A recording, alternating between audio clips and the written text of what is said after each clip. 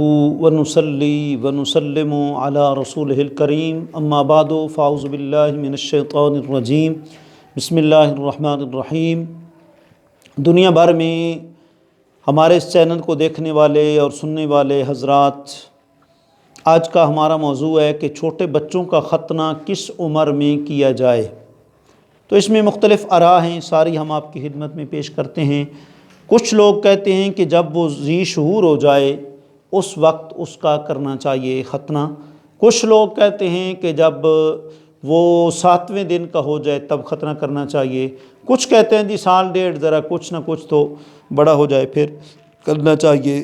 تو سارے طریقے جائز ہیں۔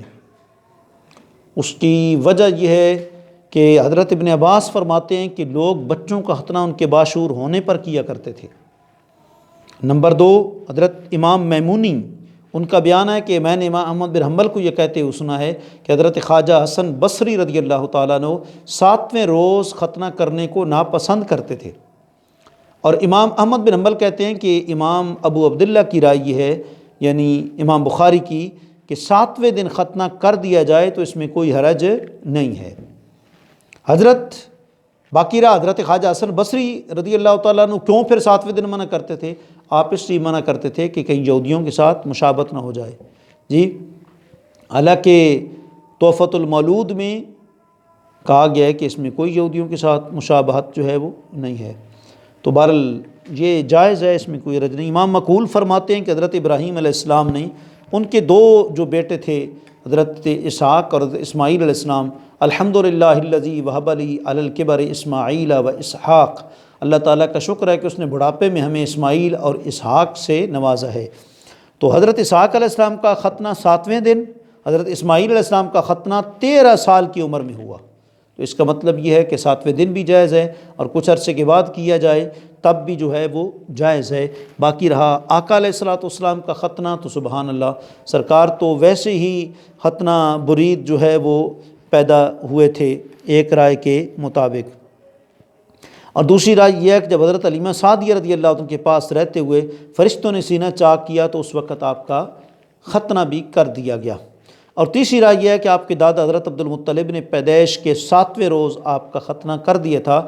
اس موقع پر انہوں نے دعوت طعام بھی کی اور نام بھی رکھا، لیکن ایسی بھی کوئی رائے ثابت نہیں ہے، یہ بھی محض ایک جو ہے قول ہے۔ اور امام ابن قیم وہ اس بات پر فیصلہ کرتے ہیں کہ آپ صلی اللہ علیہ وآلہ وسلم کا ختنہ عرب کے معمول کے مطابق ہوا۔ تمام عربوں کا معمول عام اسی مسئلے میں دلیل کے طور پر کافی ہے۔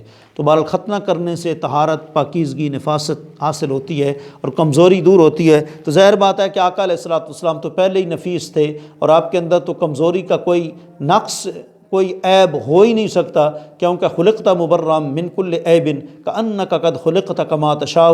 اللہ نے تو آپ کو ہر عیب و نقص سے پاک کیا، جیسے آپ نے چاہا اللہ نے ایسا جو ہے وہ پیدا کر دیا۔